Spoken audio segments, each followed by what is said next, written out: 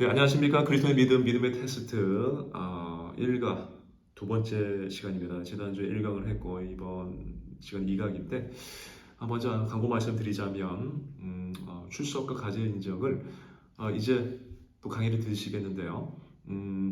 이 강의 들으시면서 필기를 하시겠죠. 그걸 찍어서 제출하시면 출석을 인정하고 또 그 다음에 질문 나눔이 있습니다. 1에서 6문항까지 있는데 그거를 이제 적절하게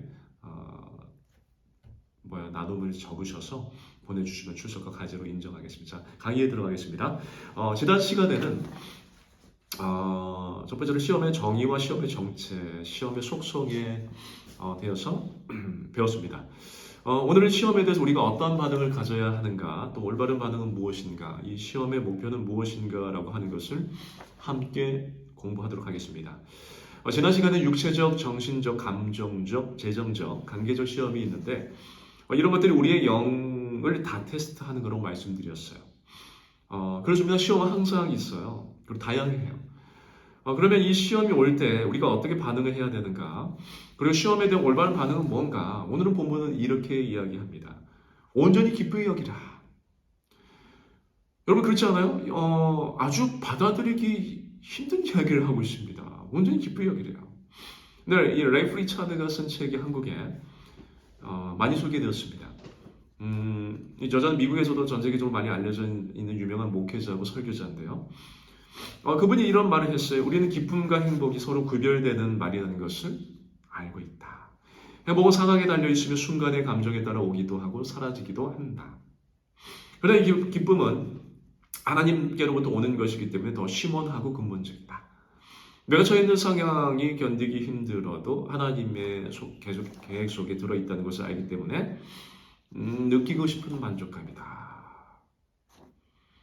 이것이 기쁨인데 우리가 시련을 당할 때 온전히 기쁘게 여기라 그랬어요.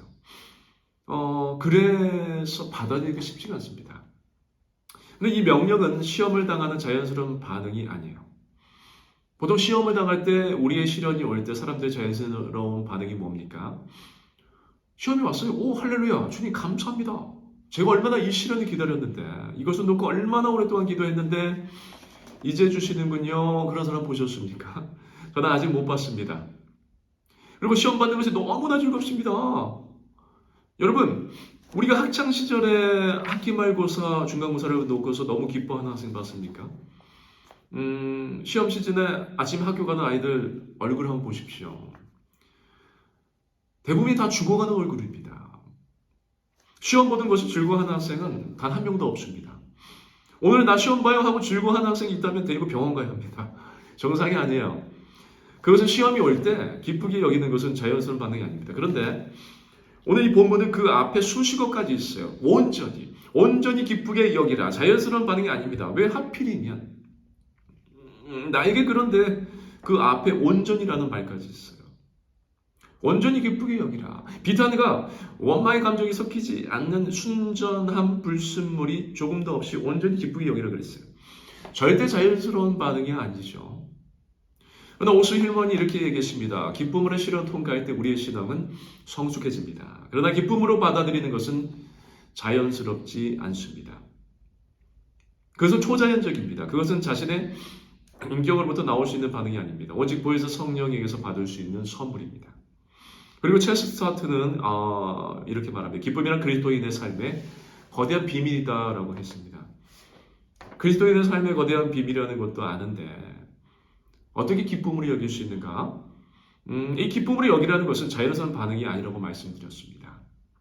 그 다음에 이 명령은 시험에 따르는 감정적, 정신적 고통을 부인하지 않습니다. 분명히 베드로 사도가 이런 이야기를 합니다. 그러면 너희가 이제 여러 가지 시험으로 말미암아 잠깐 근심하게 되지 않을 수 없으나 그랬어요. 분명히 근심한다고 했어요. 이것은 어떤 군사적 표현에서 나온 단어입니다. 고통스러운 환경으로 인해서 받는 정신적 고뇌나 비탄을 말하는 겁니다. 이것은 근심입니다. 분명히 시험에는 분명히 정신적 고통이 따른다는 것을 이야기해주고 있습니다. 여러분도 예수님도 십자가 고난을 앞두시고도 고통스러워 하신 것을 알고 있습니다.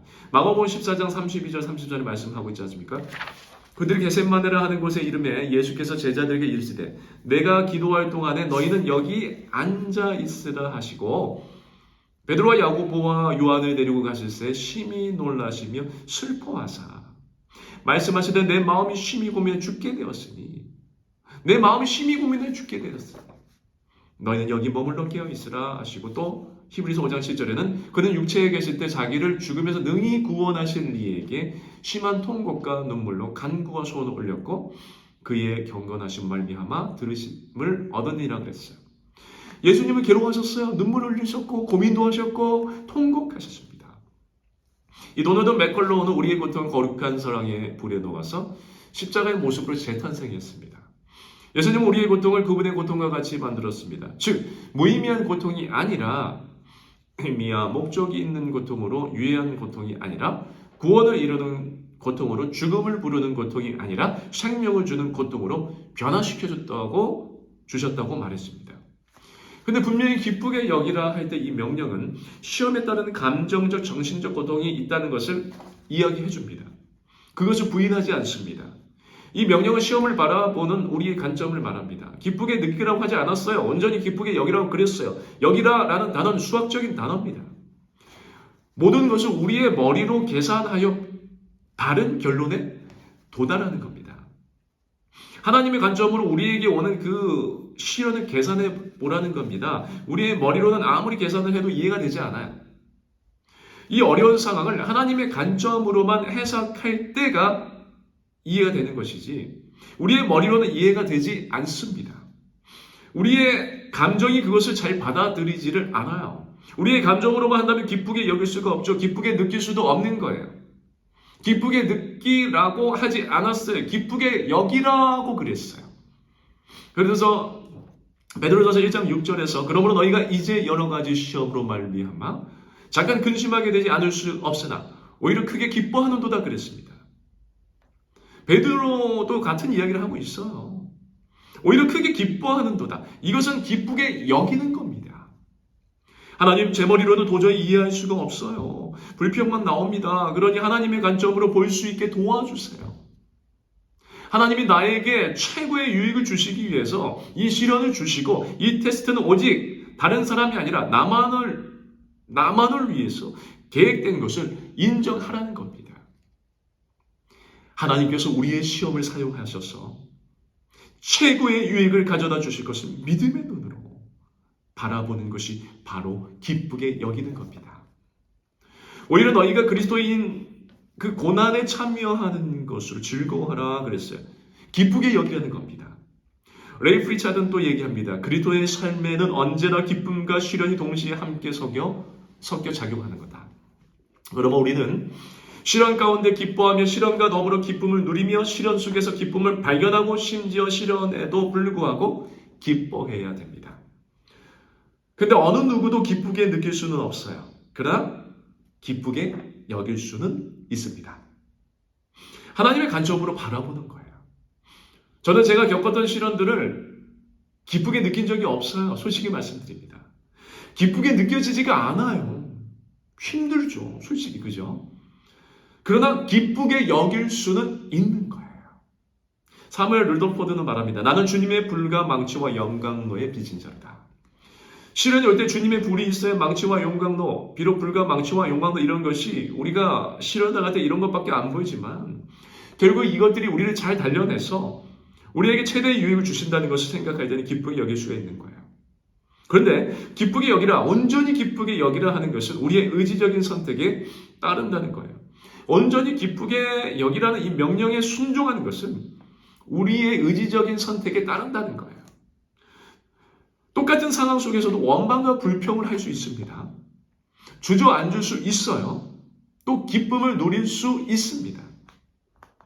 유대인으로서 나치 독일의 히틀러의 심한 핍박 아래에 있었던 그 고통을 받았던 유명한 사람 여러 중에 빅토어 생클이라는 사람이 있었습니다. 이 빅토어 생클의 그 사선을 넘어서 이 책은 여러 가지로 번역됐지만 정말 그리스도인으로서 읽어봐야 하는 필독서라는 생각이 듭니다. 그 포로 수용소에서 인간 이하의 취급을 당하게 되죠. 그 많은 사람들이 삶을 포기하고서 죽어나간 사람들이 많았습니다. 근데 이 사람은 고통을 당하면서도 한결같이 마음속에 그 평정을 유지했습니다. 나중에 신문 기자가 이분을 인터뷰했을 때 이분은 뭐라고 대답했냐면 나의 그 고난이 장차 내 삶에 어떤 유익을 가져다 줄 것인가를 줄기차게 묵상했습니다. 그는 이 고난이 가져다 주는 유익을 생각하기로 그리고 바라보기로 선택했던 거예요. 그런데 많은 사람들이 포기를 합니다. 그리고 포기하고 주저앉으니까 소망이 없으니까 금방 좌절하게 되고요. 소망을 놓은 지 얼마 안 돼서 일주일, 열흘 만에 시체로 나가게 되는 사람들이 많았다고 고백을 합니다. 그러니까 이 명령에 순종하는 것은 우리의 의지적인 선택이 따라야 된다는 겁니다. 히브리서 12장 2절에 믿음의 주여 온전하게 하신 이 예수를 바라보자. 그는 그 앞에 있는 기쁨을 위하여 십자가를 참으사 부끄러움을 개의치 아니하시더니 하나님 보좌 우편에 앉으셨느니라 말씀했어요. 여성분이 결혼하시죠. 결혼하시고 이제 아이를 출산하시잖아요. 그 해산의 고통이 얼마나 힘듭니까? 저도 제 아내가 아이를 낳을 때 그 옆에서 그 가정을 지켜보면서 너무너무 미안하더라고요. 마치 제가 죄 지은 것 같고 너무 아내가 힘들어하니까 그리고 아이를 낳고 난 후 제 아내를 대단한 시각으로 바라봤습니다. 그 해산의 고통이 근데 이 해산의 그 어떤 고통과 진통을 겪으면서 여자들이 포기한다는 말을 하지 않습니다. 왜요? 그 진통 후에 원래 기쁨을 바라보는 거예요. 영화에 이런 말이 있어요. When life gives you lemon, make lemonade. 인생이 너에게 레몬을 주거든 레몬차를 만들라. 여러분 레몬이 어떻습니까? 얼마나 시지 않습니까? 많이 시죠. 그래서 이 레몬 이 신 걸 가지고 뭘 합니까? 그걸 가지고 레몬차를 그 레모네이드 같은 달콤한 차를 만들라는 거죠. 아무리 인생이 우리에게 혹독하게 아주 혹독한 시련을 올지라도 그것을 우리가 이 레모네이드와 같은 달콤한 차로 만들 수 있다는 거예요.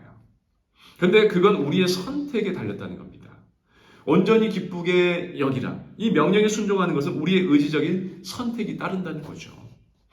랜디 알콘이 이렇게 얘기했습니다. 사람들의 영적 탈선과 그리고 실패는 자신이 순간마다 날마다 했던 선택이 축적된 결과이다. 이렇게 선택이 중요합니다. 온전히 기쁘게 여길 수도 있고 불평하고 원망할 수도 있습니다.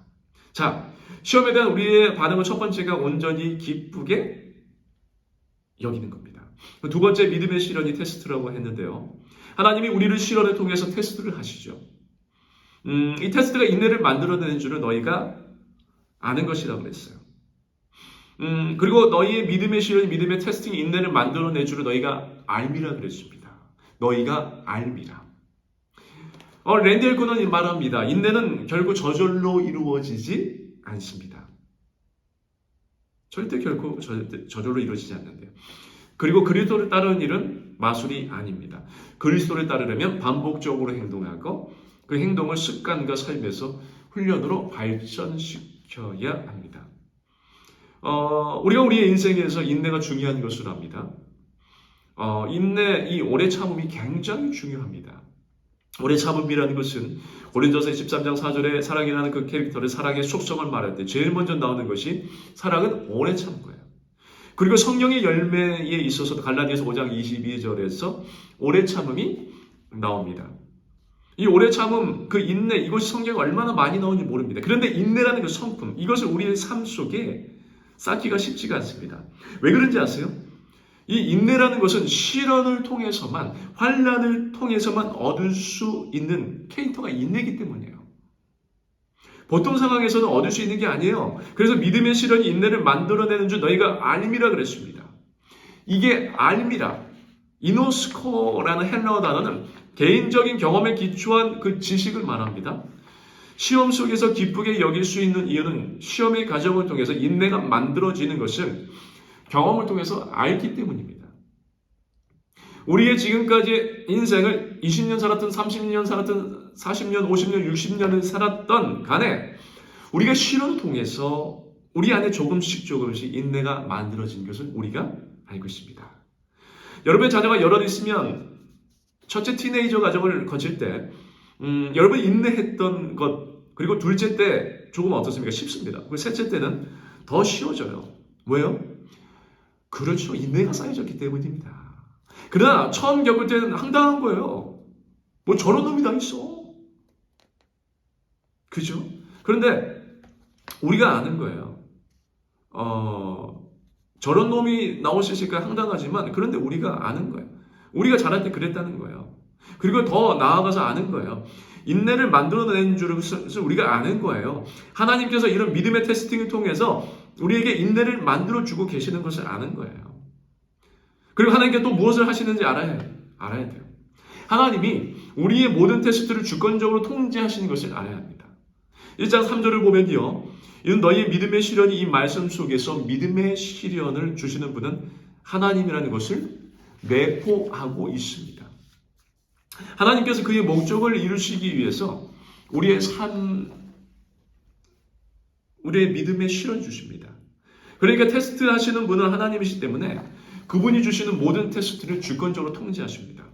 하나님께서 아이고 미안하다, 내가 전혀 몰랐다 그러시는 분이 아니라는 거예요. 내가 좀 알았으면 도와줄 텐데 아이고 내가 몰랐구나, 그렇지 않았다는 겁니다. 하나님은 모든 테스트를 통제하신다는 거예요. 제. 오스왈드 샌더스는 시험 당하는 그 영혼에게 버팀목과 같이 큰 위로를 주신 4가지 진리를 말합니다. 하나님은 신실하시고, 하나님은 전능하시고, 하나님은 공정하시고, 하나님은 강하시다는 거예요. 이 하나님께서 마스터 플랜을 가지고 하나님께서 큰 그림을 가지고서 실현을 바라보신다는 겁니다. 그리고 그 실현을 통제하고 계신다는 거예요. 그런데 우리는 어떻습니까? 하나님 그 큰 어떤 계획이 안 보여요. 언제 끝나고 언제 시작할지 전혀 알 수가 없어요. 그래서 하나님은 이 마스터 플랜을 가지고 큰 그림을 가지고 큰 계획을 가지고 모든 시험을 통제하고 계신다는 겁니다. 여러분, 이 조각가가 조각을 마냥 그냥 정말 우리가 조각을 할 때 볼 때 혹독하게 치는 것 같아요. 마냥 쉽게 하는 것 같지 않아요. 근데 망치로 끌을 갖다가 쳐 내려갑니다. 깎여 나가요. 그러나 그 조각가는 큰 그림을 가지고 어디를 깎아낼지를 아는 겁니다. 깎임을 당한 쪽은 아프지만 조각가는 다 머리에 그림이 있어요. 어디를 깎고 어디를 날카롭게 깎고 어디를 부드럽게 깎고 동그랗게 깎아야 하는지를 잘 알고 있습니다. 이런 이야기가 있습니다. 나무의 주인이 나무를 베고 자르고 구멍을 냈기 때문에 한 번은 작은 나무 조각이 심하게 불평을 했습니다. 그래 그는 무작위하게 나무를 자르는 사람은 그 불평에 전혀 기울을 기울이지 않았어요. 그는 흑단 조각으로 피리를 만들고 있었고 나무가 아무리 심하게 불평을 해도 그만두는 것을 하지 않을 만큼 현명한 사람이었습니다. 그는 꼭 이렇게 말하는 것 같았어요. 작은 나무 조각아, 내가 이렇게 구멍을 내고 자르고 하지 않으면 너는 영원히 검은색 나무 조각에 지나지 않아. 쓸모없는 흑단 조각으로 말이야. 내가 지금 하고 있는 일에 대해 너는 내가 너를 파괴하고 있다고 생각하겠지만 나는 너를 피리로 만들어서 너의 그 달콤한 음악을 통해 사람들의 영혼을 즐겁게 하고 슬퍼하는 심령을 위로하는 거야. 내가 너를 자르는 것은 너를 가지고 무언가를 만들려고 하는 것이고 그렇게 해야만이 내가 이 세상에서 축복이 될 수 있어. 우리가 이 하나님의 전체적인 계획을 모를 때 우리도 아파하고요, 실망하고요, 원망하고 불평하고 따질 수 있는 거예요. 그러나 그의 마스터 플랜을 알고 그분이 모든 것을 주권적으로 통제하신다는 것을 알고 그리고 우리가 깨달을 때는 불평하지 않고 원망하지 않고 하나님의 관점으로 시련을 바라보면서 기뻐할 수 있는 거죠. 그 시련을 통해서 하나님 우리에게 인생에서 가장 필요한 인내를 만들어 주신다는 것을 알면서 참고 견딜 수가 있는 겁니다. 하나님은 우리의 테스트에 관한 모든 것을 알고 계십니다. 그리고 하나님께서 이 창세기에 아브라함을 시험하시고 나서 22장에 이런 말씀을 하셔요. 여호와의 사자가 하늘에서부터 그를 불러 이르시되 아브라함아 아브라함아 하시는지라. 아브라함이 이르되 내가 여기 있나이다 하매 사자가 이르시되 그 아이에게 훼손을 대지 말라. 그에게 아무 일도 하지 말라. 내가 내 아들 내 독자까지 내게 아끼지 아니하였으니 내가 이제야 내가 하나님을 경외하는 줄 아노라. 이제 내가 하나님을 경외하는 줄 아노라. 여기 하나님께서 곧 그때서야 아셨다는 말씀이 아니에요. 아브라함의 시간의 관점에서 하시는 말씀이죠. 내가 너를 끝까지 지켜보니까 너는 나를 경외하는구나. 내 경험을 내가 다 안다. 네가 느끼는 그런 감정, 내 모든 반응, 나에 대한 생각 내가 다 알고 있다. 이처럼 하나님은 우리의 테스트에 관한 모든 것을 알고 계십니다. 하나님 우리의 감정 속으로 들어오셔서 우리의 모든 감정과 생각을 느끼고 보고 계신다는 거예요. 하나님은 모든 것을 알고 계십니다. 레이 프리차드는 말합니다. 마침내 예수님이 오실 때 우리는 그동안의 시련이 무엇을 이루기 위한 것이었는지를 알게 될 것입니다. 쓸모없고 불공평해 보였던 것이 하나님의 은총의 도구였음을 알게 될 것입니다.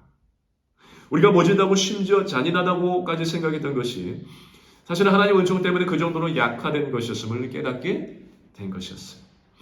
지금은 몰라요. 그러나 하나님의 마스터 플랜 우리가 바라보면서 그분이 주권적인 통제를 우리가 알면서 그분이 통제하고 계신다.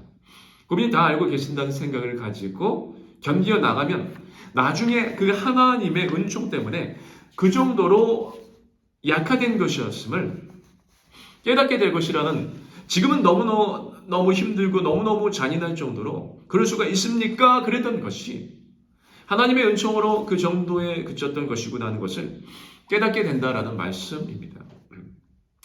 그렇습니다. 하나님은 모든 테스트 속에 함께 계십니다. 다니엘서 3장에 이런 것이 나오죠.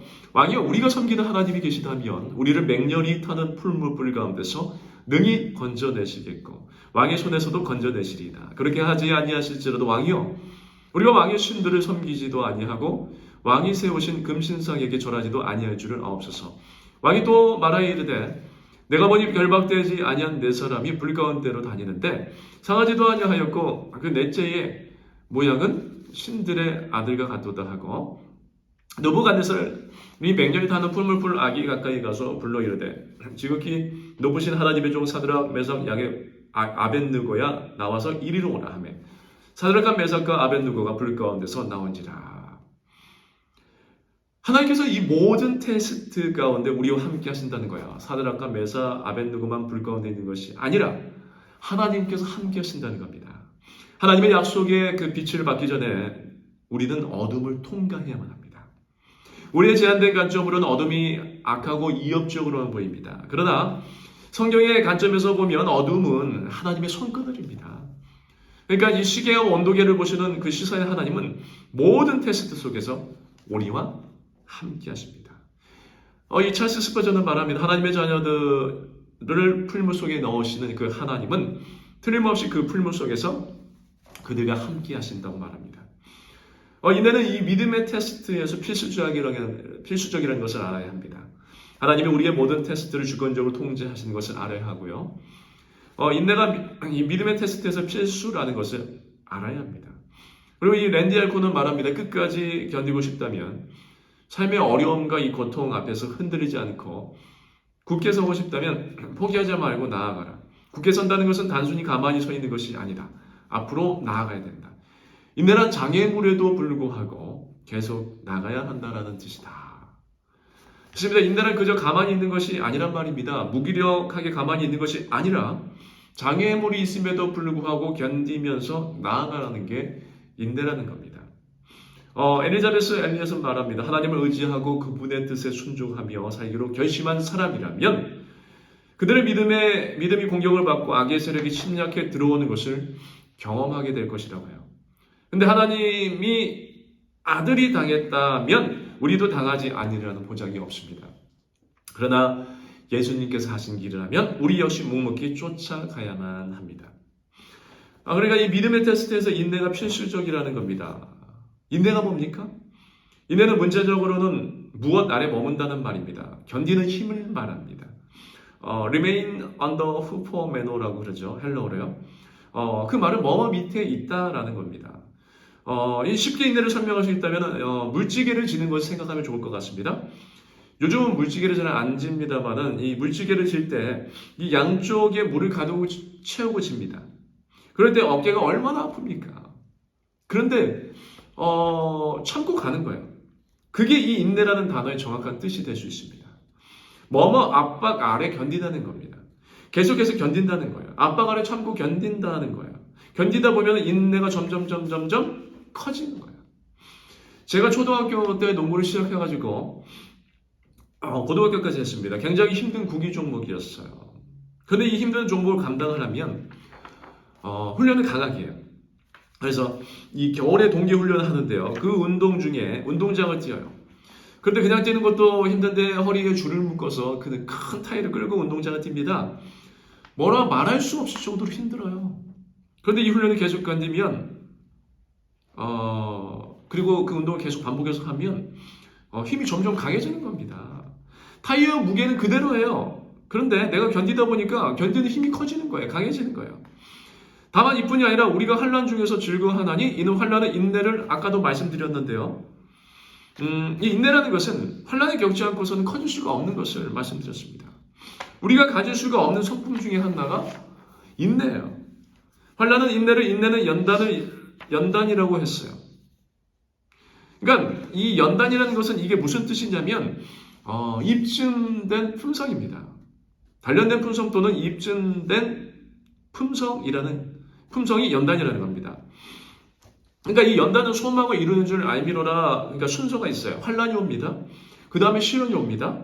그 다음에 그 가운데서 그 시련이 인내를 낳습니다. 인내는 인내를 통해서요. 그러니까 우리의 성품이 더 자라나는 거예요. 입증된 성품이 되는 거죠. 그렇게 되면 소망을 이루는 줄 알미라 그랬어요. 이게 무슨 말일까? 어려운 일을 겪고 나서 인내가 자라고 우리의 품성이 달라지면서 우리가 가지고 있던 소망이 달라진다는 거예요. 세상적인 소망이 아니라는 거죠. 간절히 바뀐다는 거예요. 예전에 우리의 소망은 이 땅의 것으로만 가득 찬 소망들로서 썩어 없어질 것들이었지만 이들을 겪고 나서는 그 전에 중요시 여기던 것들이 달라졌다는 거예요. 이제는 진짜 소망을 갖게 되는 겁니다. 그리스도를 닮고 싶은 소망, 그리고 그리스도와 함께 있고 싶은 소망, 일시적인 것이 아니라 영원한 것으로 바뀌는 겁니다. 예전에는 돈 많이 벌고 좋은 집에 살고 큰 집을 사고 은퇴 후 평안히 여행하고 살겠다 그렇게 마음먹었던 소망이 이제는 선교적인 삶으로 변화되는 거예요. 바뀌는 거예요. 우리가 또 어떻습니까? 자녀들에 대해서도 얼마나 이 땅의 것으로만 잘 되기를 바라는 많은 소망들을 가지고 있지 않았습니까? 그러다 이 자녀들이 그런 소망 가지고 있는 가운데 많은 어려움을 겪는 경우가 있습니다. 그러다 보면 우리 자녀들이 계속 잘 믿을 것 같고 잘 나갈 것 같았는데 어느샌가 믿음도 잃어버리고 더 나아가 직장도 잊어버리고 심지어는 건강까지도 어떻습니까? 그 건강마저도 잃어버리는 모습을 바라보게 됩니다. 너무나도 안타깝죠. 그런데 하나님의 편에서 그런 어려움을 바라보면서 그런 어려움을 통해서 가르쳐 주시는 것이 있어요. 그 아이가 좋은 대학 가는 것이 아니라 그 아이의 건강이 그 아이의 영적인 관계가 더 소중하다는 것을 가르쳐 주신다는 거예요. 그런 것들을 통해서. 물론 그 전에 몰랐다는 것은 아닙니다. 완전히 집중적으로 그쪽에 집중하게끔만 가르쳐 주시는 거예요. 또한 내 자녀라는 의식을 모두 고쳐주시려고 하나님은 일하시는 겁니다. 그러니까 환난이 인내를 낳고 인내가 연단을 낳는다고 했습니다. 우리의 품성을 보다 더 나은 사람으로 변화시켜주고 그럴 때 우리의 소망이 완전히 바뀝니다. 하나님이 정말 원하시는 소망으로 그쪽에만 포커스를 맞춰갈 수 있도록 자꾸만 우리를 변화시켜 주시는 거예요. 그런데 우리는 밀어내서 또 자만해서 이 정도면 됐지라고 하는 생각을 참 많이 합니다. 저도 작년이 다르고 재작년이 다르고 계속 다른 겁니다. 이전에 제가 가졌던 소망에서 하나님이 더 구체적으로 제 삶 속에 주시는지 더 보게 되는 겁니다. 이게 그 말씀입니다. 우리가 환난 중에도 즐거워하나니 이는 환난은 인내를 인내는 연단을 소망을 이루는 줄 알미로다. 그래서 하나님이 정말 우리가 가져야만 되는 소망을 맞춰 나가시는 거죠. 근데 인내는 이 테스트 과정을 통해서 만들어진다 했어요. 이런 테스트가 아니면 만들어지지 않습니다. 테스트라는 것은 금속을 재련하는 것과도 같습니다. 재련의 과정을 통해서 인내가 만들어집니다. 인내만이 테스트를 통과하게 하는 원동력입니다. 인내라는 것은 환난을 통해서 시련을 통해서만 만들어지는 겁니다. 인내만이 시험을 견딜 수가 있는 겁니다. 레이프 리차드는 말합니다. 인내는 노력과 희망과 우리를 둘러싸고 있는 세상이 무너지는 것 같은 때에도 믿음을 버리지 않는 불굴의 결단을 요구합니다. 자, 시험할 때의 반응, 우리가 온전히 기쁘게 여기라고 했습니다. 그리고 두 번째, 믿음의 시련이 인내를 만들어내는 줄 알라고 했어요. 그리고 세 번째, 인내를 이루는 일에 복종하라고 했습니다. 인내를 온전히 이루라 명령문입니다. 온전히 이루라 그랬어요. 존 머리는 말합니다. 인내란 하나님이 그분의 구원 목적을 이루기 위해서 정하신 방법에 우리가 자신을 바치는 가장 강하고 집중적인 헌신을 말합니다. 근데 이 인내를 온전히 이루라 그랬어요. 인내를 온전히 이루는 방법은 테스트에 합격하는 겁니다. 합격하는 것이 인내를 온전히 이루는 것이고 복종하는 거예요. 근데 모든 테스트는 신자의 믿음을 드러냅니다. 누가 우리에게 티백을 줬을 때 그 티백을 뜨거운 물에 넣어보기 전엔 이것이 까맣게 나오려는지 누렇게 나오려는지 하얗게 나오려는지 빨갛게 나오려는지 알 수가 없어요. 이 티백을 뜨거운 물에 넣어봐야지만 무슨 색깔이 나오는지 알 수 있는 것처럼 우리가 하나님께서 이 테스트를 통해서 우리의 믿음을 드러내는 거예요. 그러면 학교도 마찬가지고요. 직장도 마찬가지고요.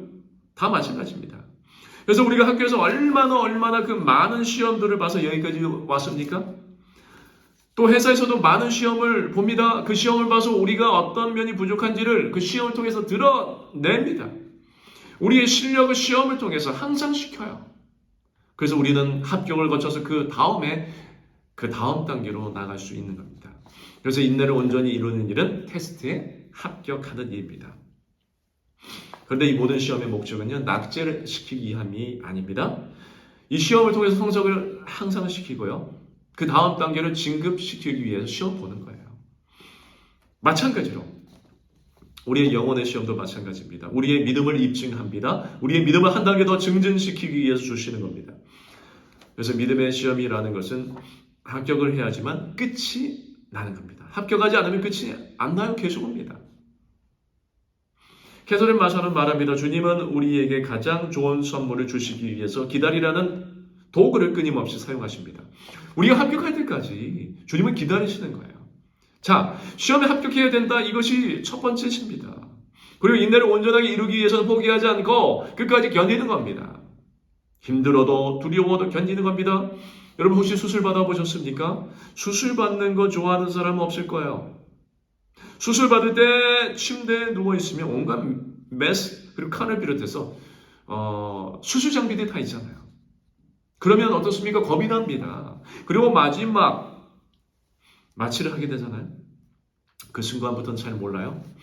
마취에서 깼을 때는 깨고 나서 수술한 부위가 땡기고 아프기 시작합니다. 그렇기 때문에 수술하는 거 좋아하는 사람 없어요. 그런데도 불구하고 수술을 받습니다. 왜죠? 더 나아지려는 소망을 갖게 되는 거죠. 수술을 받으러 들어갔다가 간호사가 가위하고 주사를 가지고 들어오는 것을 보고 도망가는 사람 없습니다. 그거 포기하지 않고 끝까지 견뎌야지만 좋아질 수 있으니까 참고 견디는 거예요. 운동을 2021년도 들어서면서 하기로 계획하셨고 여러분들 중에 또 다이어트도 계획하셨을 겁니다. 그리고 또 이미 포기하신 분들도 많으시겠지만요. 그렇지만 견디셔야 됩니다. 힘들어도 견뎌야만 합니다. 우리가 일상 속에서도 미련할 정도로 견뎌야 돼요. 견디지 못하면 이루어지는 일이 아무것도 없습니다. 부부 사이가 삐거덕거릴 때 도저히 못 참겠다. 그럼 이혼하는 거예요. 학생이 학업이 어려워 못 참겠다. 그럼 졸업 못하는 거예요. 여러분 자녀 양육 힘들어요. 도저히 못 참겠다. 그러면 자녀 양육 포기합니까? 아이를 버립니까? 아니잖아요. 우리가 끝까지 인내를 온전히 이루기 위해서는 포기하지 않고 끝까지 견디는 겁니다. 그가 아들이면서도 받으신 고난을 순종하며 배워서 온전하게 되셨은지 자기에게 순종하는 모든 자에게 영원한 구원의 근원이 되시고 그랬어요. 또 미국의 백화점 왕 제이시 페니가 이런 말을 했어요. 성공하기 바라는 것은 자연스러운 일이지만 모두가 성공의 대가를 기꺼이 지불하는 건 아닙니다. 굳건한 의지적으로 밀어붙이기보다는 유행만 바라는 사람이 많기 때문입니다. 인생에 성공한 모든 사람들은 저절로 된 건 아닙니다. 다 그 어떤 고난의 간증들이 있습니다. 끝까지 견뎌야 합니다. 자, 마지막으로 시험의 목표가 있어요. 야고보서 1장 4절에는 이렇게 말씀합니다. 이는 너희를 온전하고 구비하여 조금도 부족함이 없게 하려 함이라. 그렇습니다. 시험은 영적 성숙을 위해 주어집니다. 온전하고 구비하여 온전이라는 것은 어떤 절대적인 완전을 이야기하는 게 아니죠. 신자의 어떤 도덕적인 성품을 말하는 겁니다. 구비하여 구약시대 때 하나님 앞에 제물을 드릴 경우 그 제물이 흠이 없고 자질이 우수하다고 할 때 구비하다라는 이 단어를 사용한 겁니다. 그러니까 모든 부분에서 최대한으로 개발된 상태를 온전하고 구비하여 이 말씀의 뜻입니다.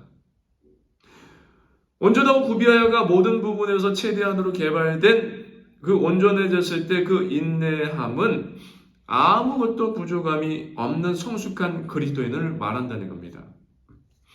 성숙한 그리스도인으로서 골고루 갖추어서 최대한 발전된 모습, 그것이 온전하게 구비하여 조금 더 부족함이 없게 하려 함이라. 실은 올 때마다 그런 생각을 합니다.